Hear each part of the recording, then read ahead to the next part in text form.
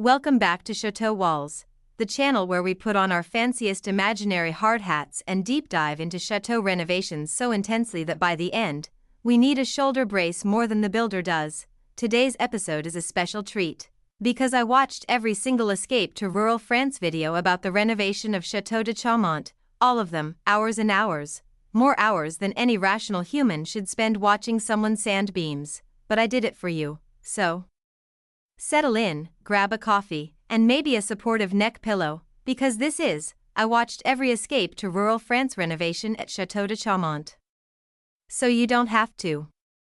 Let's begin where all great stories start. With an old chateau, a determined man, and a suspiciously large number of extension cords. If you're unfamiliar with Château de Chaumont, imagine a building that says, I am breathtakingly beautiful, but also I have opinions. And you will learn them one by one as walls unexpectedly crumble around you.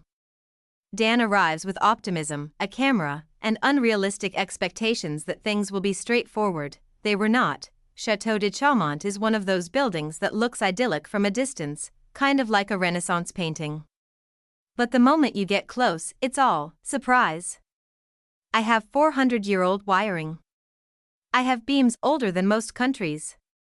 And I have stonework that may or may not be load-bearing depending on the mood of the humidity. This place didn't pick Dan, it adopted him. Let's talk about beams in that roof, because if there were an award for most hours spent sanding wood on the internet, Dan would absolutely have a trophy room filled with them. At some point during my binge, I realized this chateau has more beams than a sawmill, and Dan is slowly, lovingly, methodically sanding every single one. This is the beam and roof era. The time in the renovation when viewers began to wonder if Dan was renovating a chateau or reenacting a medieval woodworking apprenticeship, but honestly, the beams look fantastic and the roof with its practical copper beams. He's like the Mr. Miyagi of 18th century joinery. Then we enter the flooring phase. The chateau floors have seen centuries of footsteps, moisture, furniture that definitely weighed too much, and probably at least one ancient aristocrat wearing heavy shoes for no reason. Fixing the flooring becomes a whole arc. Every floor seems to have a personality. Floor 1. I will be straight if you beg me nicely. Floor 2. Slope. What slope? I've always leaned this way. Floor 3. I am nothing but dust and memories. Dan will have to lift planks, replaces planks, levels subfloors, argues with subfloors, and occasionally looks directly into the camera with an expression that says, I thought this would take one afternoon. It did not. Next comes the wall saga, and if you've ever lived in a historic building, you know that walls are not passive bystanders, walls are tricksters. At Château de Chaumont, every time Dan touches a wall, the wall responds with, here's a crack you didn't notice. And here's another. And while you're at it, here's a patch of plaster that simply refuses to exist. There's one video where he casually mentions, I'm just going to tidy up this section, and instantly I knew, this was going to end with the entire wall being rebuilt, and sure enough, it did. Walls are divas, and Chaumont has a full cast. Now, let's respectfully discuss the old wiring. Every chateau has old wiring energy, it's a vibe. It says, at any moment, I may spark myself into early retirement. Dan will likely spend multiple videos attacking the problem with a calm determination that can only come from a man who's accepted that electricity is basically sorcery. He will map the wiring, he will replace it, he tests it, he updates it. He stares at it like he's waiting for it to confess something. By the end of the electrical arc, we as viewers feel like we deserve honorary diplomas in you probably shouldn't plug that in yet studies, but Dan gets it done, beautifully, safely. Like an adult. Every old French chateau has stonework that looks gorgeous but behaves like it was mortared together by drunken medieval masons using whatever was lying around. Château de Chaumont is no exception. Dan tackles crumbling stone, mysterious voids, mortar that has completely given up, moisture issues, and large rocks that seem determined to become smaller rocks. Watching him rebuild stone sections is like watching someone Tetris their way through a historical preservation puzzle, except if you mess up in Tetris, the ceiling doesn't fall on you. There's something satisfying about it though. Every stone placed feels like watching a Renaissance painting come together one brushstroke at a time. Here's the thing no one tells you about restoring a chateau. Doors are a nightmare. especially ancient doors that weigh as much as a small elephant.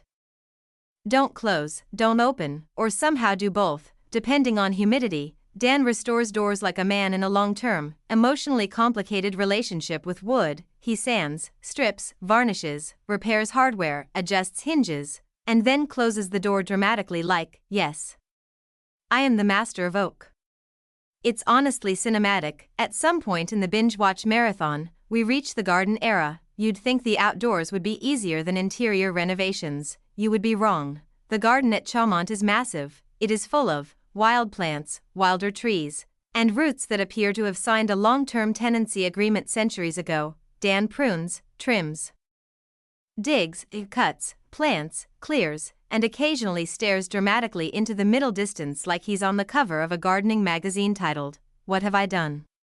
But slowly, the garden begins to reveal itself. It's lovely, it's peaceful, it's the chateau finally exhaling after decades of neglect. At some point in the binge-watching, you begin to realize that Dan is basically the Renaissance man of YouTube renovations. He sands wood, lays flooring, builds walls, wires electricity, plasters, tiles, restores stone, fixes windows, sharpens tools, gardens, cooks, and somehow still manages to film and edit high-quality videos.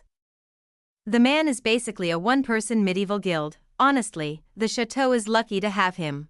Here's what becomes obvious after watching the entire renovation journey. Dan isn't just fixing a building, he's bringing something back to life. Every beam restored, every stone cleaned, every door hung, every room revived. It's all part of resurrecting a piece of history that could have faded away, and you can actually feel the chateau changing, slowly, patiently, stubbornly, but changing. These videos aren't just DIY content.